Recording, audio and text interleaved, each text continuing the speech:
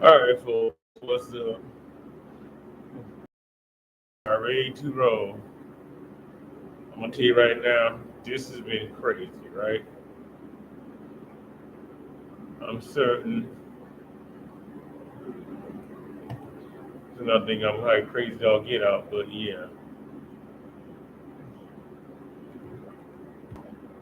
but it makes sense.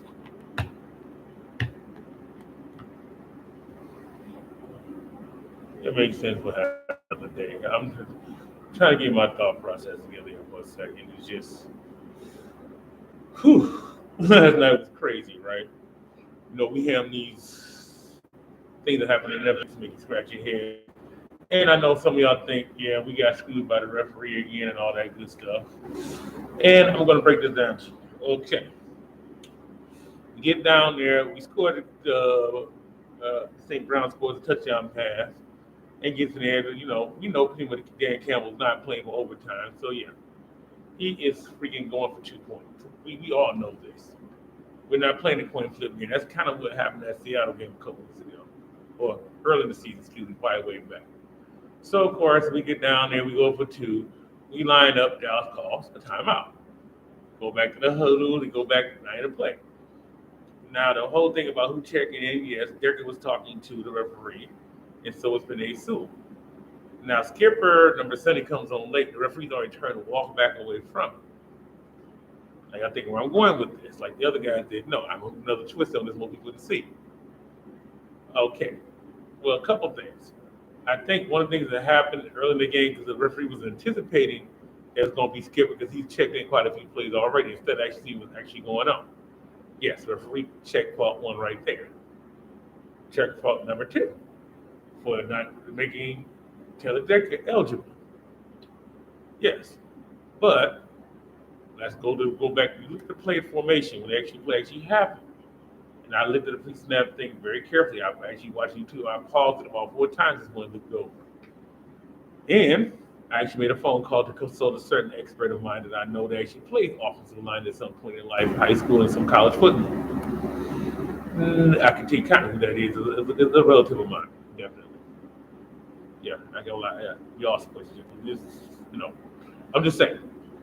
And and I asked him, did he ever check in eligible? No, but hey, look, Taylor Deck, and I went to bed thinking like, let me look at this. And I didn't watch it after whatever. I was too hyped up before I started making videos and getting all ripping the referees like I had to get those flashbacks 2014 on my head and actually look at this thing.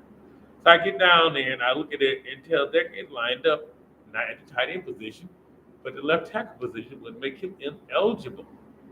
So he goes out and make the catch thing. We got to a conversion. No. I'm just like, oh crap. Hmm. Okay, I see it.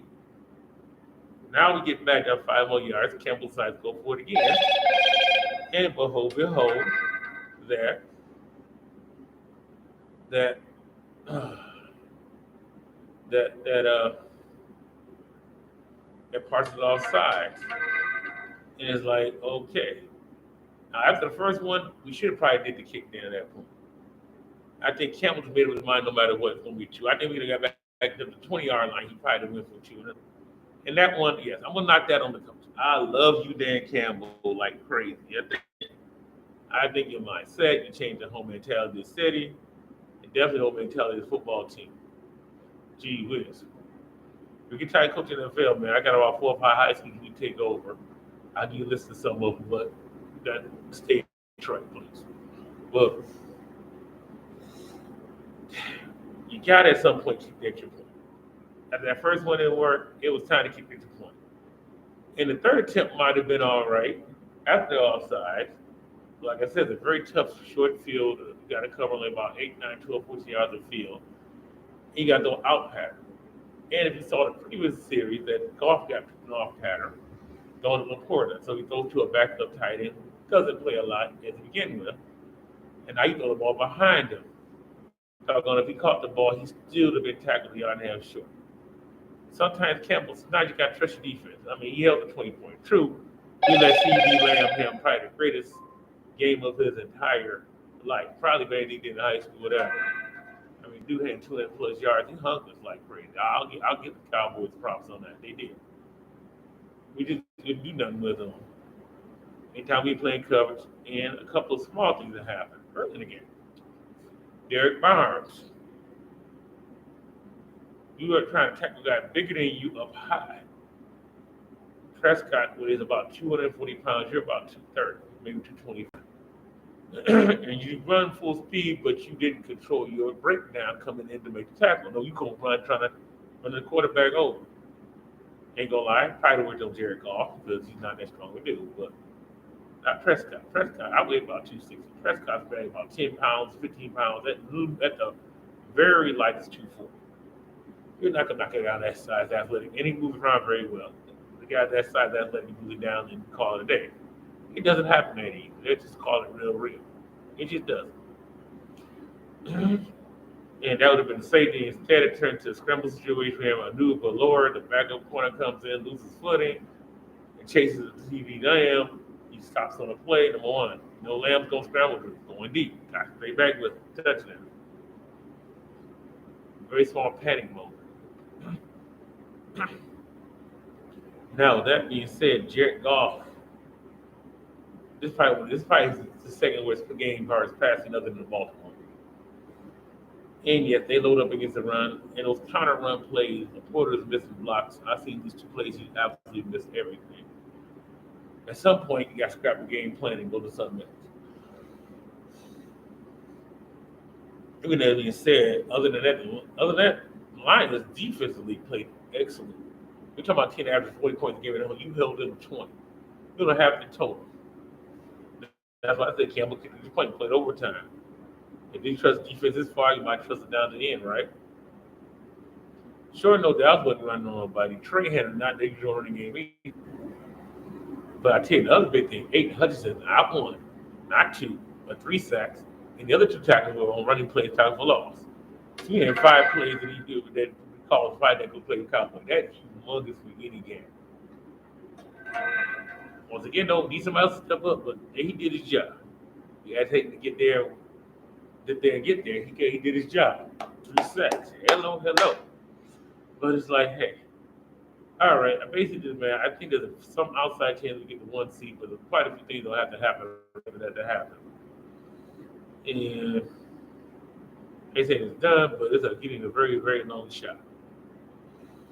But at least we at least in worst case we have a home playoff game. Looking like, oh my goodness, and not to say it, the Matthew Stafford LA Rams. That's what's looking like the most likely our playoff matchup.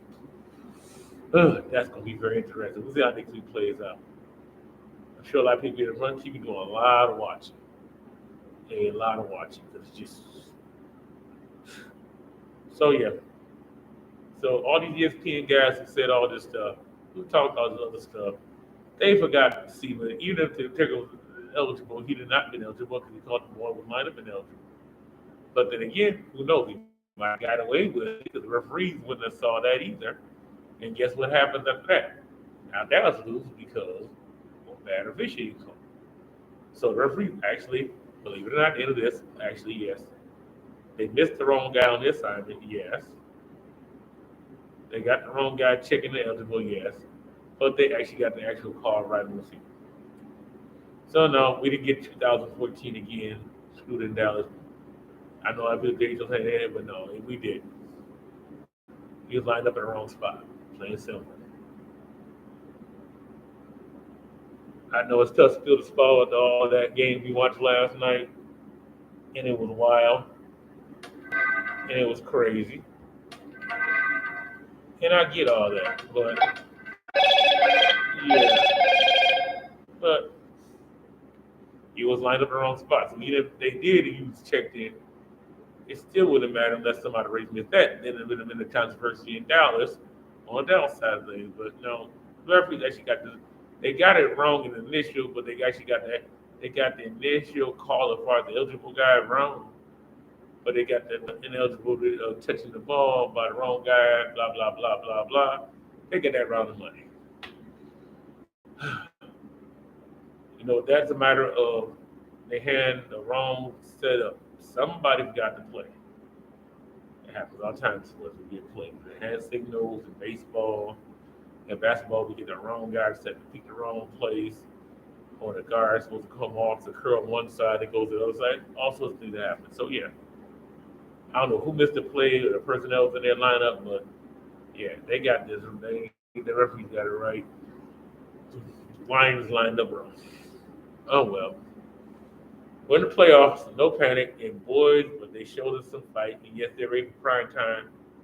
We just gotta make sure at the end of the game we're gonna run something that fancy. We gotta really get it in our head to where we're at and we're supposed to be. All right, I said I gotta say now. I'm done. Go Lions. I'm still good. We got a division title. We home playoff game. Let's take care of business and fuel this to get to the Super Bowl. We know we can. Bye.